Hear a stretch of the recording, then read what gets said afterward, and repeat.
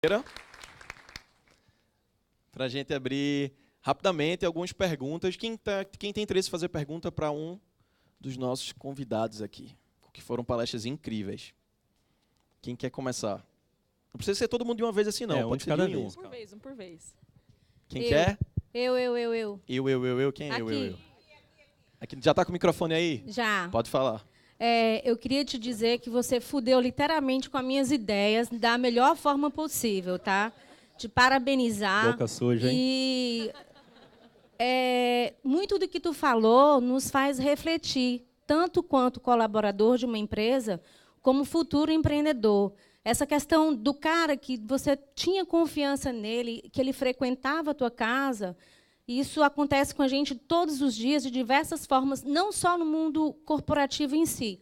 Essas lições que você falou, do que estava no contrato, que tu não cumpriu da forma 100%, mas que tu extrapolou em 200%, acontece muito com a gente, não é percebido, né? Só é percebido o que a gente não fez.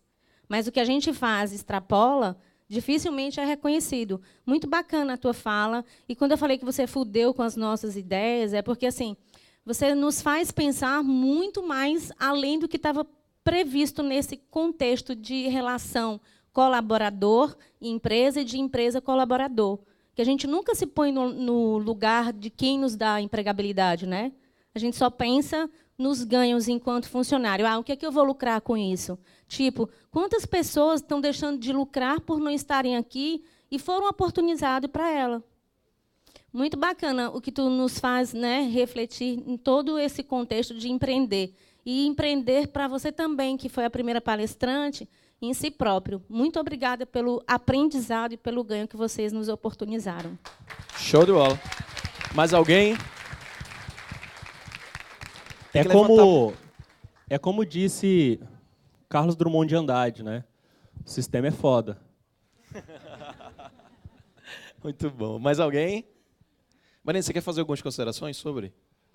Falar em Carlos Drummond de Andrade, só fazer por questão de justiça. O título dessa apresentação, Sem Tesão Não Há Solução, é um livro do Roberto Freire, né? E aquela outra coach que eu usei, na prática a teoria é outra, é um outro livro do Joelmir Betting, Méritos Dados.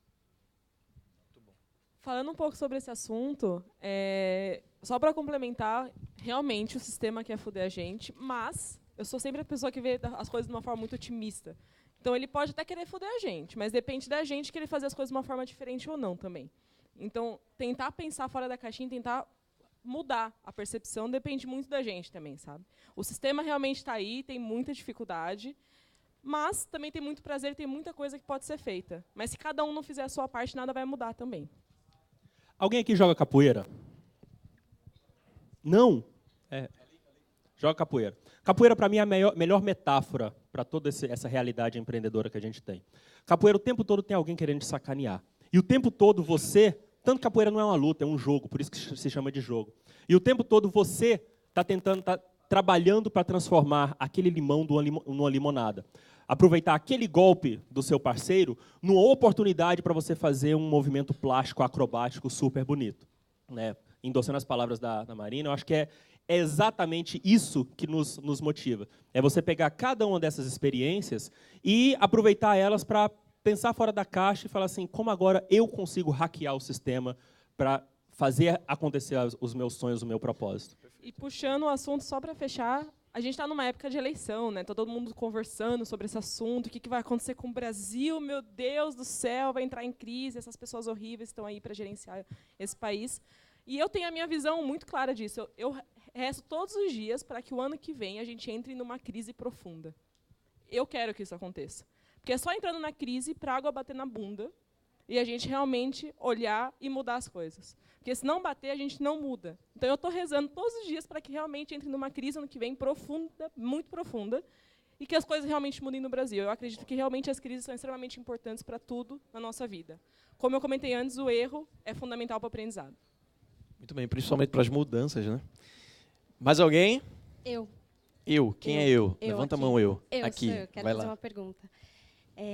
Parabenizar vocês pela palestra. Eu acho que é bem interessante, todos nós, quando a gente conclui a nossa faculdade, ou o nosso curso, enfim, o que a gente faz da vida, a gente tem aspirações profundas de mudança, né? A gente quer mudar o mundo, a gente quer mudar o nosso mundo, a gente quer oportunizar mudanças para a nossa família, isso faz parte, né, do nosso crescimento, do nosso amadurecimento. No entanto, a gente também se depara, e aí a gente participa de movimentos estudantis, de CA, de grêmios, de várias outras coisas. Mas a gente vai crescendo, né, e a vida real aponta para a gente, né, está na nossa porta.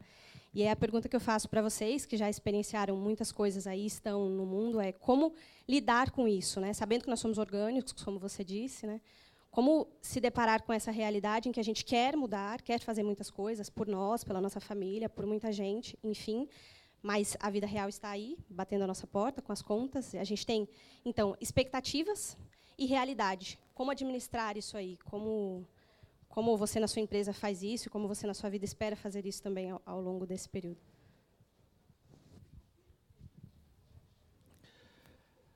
Vou te falar da minha muito realidade. Eu trabalho com o governo. Se vocês algum dia já ouviram falar alguma coisa do governo, com certeza não foi uma coisa positiva.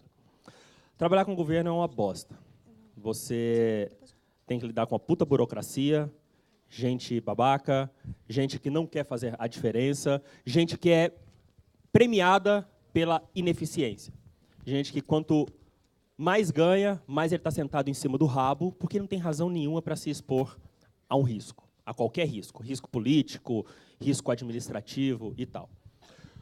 Quando a gente completou 10 anos de idade, passada a lua de mel do empreendedorismo, a gente botou a mão na cabeça e refletiu sobre tudo que a gente tinha feito nesses últimos 10 anos. E se era aquilo que a gente queria continuar fazendo nos 10 anos adiante.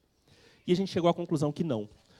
Olhando 10 anos para trás, não tinha nada do qual a gente se orgulhasse profundamente. Apesar de a gente ter feito projetos super interessantes para a Força Aérea Brasileira, para o Ministério da Educação, para o INEP, com certeza vocês alguns de vocês fizeram o Enem, a gente estava no coração do Enem. Mas não era nada sensacional que eu falo para a minha família e falo assim, tá vendo esse benefício social que o cidadão está se beneficiando hoje? Foi a gente que ajudou a fazer isso. Não tem nada nesse sentido. Então, o que a gente fez lá em Brasília, apesar de toda essa complexidade e apesar dessa capacidade tão forte que o governo tem de broxar a gente resolveu procurar na administração pública alguma coisa pela qual a gente tivesse paixão e a gente quisesse lutar. E o resultado foi o seguinte: o que hoje mais nos incomoda na administração pública? O que hoje mais enche o saco quando a gente olha para o governo? É a ineficiência.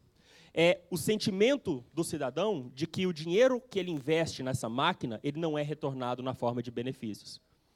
E aí a gente se ligou para uma coisa. E se a tecnologia que a gente vem fornecendo para o governo durante tanto tempo, ela fosse utilizada para ajudar para empoderar o cidadão a melhor fiscalizar o governo, a empoderar o cidadão para ter voz ativa dentro da administração pública, a empoderar a sociedade para que o ciclo de feedback e entregas de valor entre Estado e sociedade não se dê somente a cada 4 anos, mas por que não a cada ano, a cada 4 meses, a cada mês? E a gente foi no mundo procurar se existia alguma iniciativa nesse sentido. E, para nossa surpresa, encontramos um consórcio mundial de países chamado Open Government Partnership, Parceria para o Governo Aberto, que vem de uma visão global exatamente de como os governos têm que ser mais abertos e aprender a dialogar mais com a sociedade. E, ironicamente, o Brasil é um dos cofundadores desse movimento no mundo, que hoje agrega mais de 80 países, mundo afora. E, estranhamente, depois que descobriu isso, descobrimos dentro da esplanada dos ministérios que existiam gestores públicos que tinham o mesmo interesse que a gente, de se aproximar da sociedade, de tomar decisões estratégicas dentro do ministério, ouvindo o que a sociedade tem a dizer, para não implementar políticas públicas que ninguém deseja. E aí o que mudou na nossa vida, e aí de novo eu volto no fazer de um limão a limonada, é que ao invés de a gente atender aquelas áreas de TI que estão comprando commodity e que não está pouco se fudendo para que eles estão comprando aquilo, eles querem só tirar a batata quente do colo deles, a gente virou o nosso foco para um outro público que quer fazer a diferença dentro da máquina pública. E o nosso gás hoje é completamente diferente. E isso conversar com essas pessoas, estar dentro dessa rede, que eu chamo a rede dos agentes públicos da transformação, é o que dá energia para a gente levantar todo dia de manhã. E aí eu vou falar tecnicamente, com o coeficiente de paldurecência lá em cima.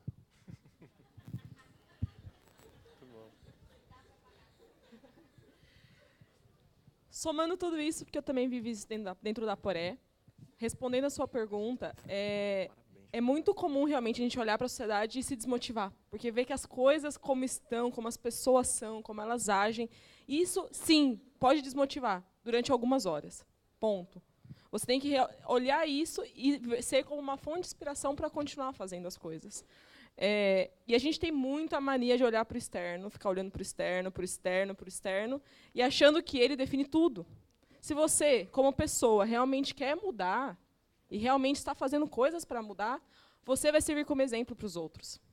E os outros vão aprender com você. Na verdade, não adianta você querer mudar ninguém se você não mudar primeiro a você mesmo.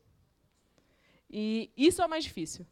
É muito mais difícil mudar a si mesmo e se conhecer de forma profunda, saber o que te interessa, o seu propósito, os seus sonhos, e transparecer isso para o mundo. Esse processo é muito mais difícil que qualquer outra coisa. Quando você consegue fazer isso, consegue encontrar o seu propósito, consegue jogar isso para as pessoas, que foi o que aconteceu comigo, com a Aporé, é incrível como as coisas começam a se conectar e as coisas começam a acontecer. E a gente tem essa maneira de achar que a sociedade está muito travada, enfim.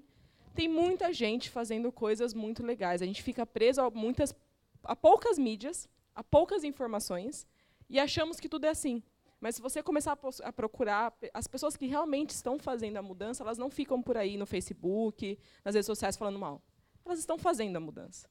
Elas estão no outro patamar. Não são essas pessoas que estão o tempo todo aí colocando negatividade no mundo. Então, se você não achou essas pessoas ainda, procure. Você vai achar, conheça lugares diferentes, viaje, vá para outros lugares, envolva com outras pessoas, se conecte pela internet, porque a internet é uma ferramenta muito poderosa para empoderamento. E para você encontrar pessoas tão loucas quanto você, que também queiram fazer a diferença. Simplesmente, para mim, é muito fácil. Eu não vejo problema, porque eu já me conectei, eu já me encontrei, e o caminho está muito claro. Então, depois que você consegue fazer essa conexão, as mudanças realmente acontecem. Muito bom. Eu pedi uma salva de palmas, vocês já se adiantaram, parabéns. E o bloco de empreendedorismo está apenas começando, né? Queria agradecer a participação do Alexandre e da Marina, muito bom. Eu quero chamar agora aqui ao palco o Henrique Bussacos. Ele é diretor-geral do Impact Hub São Paulo e presidente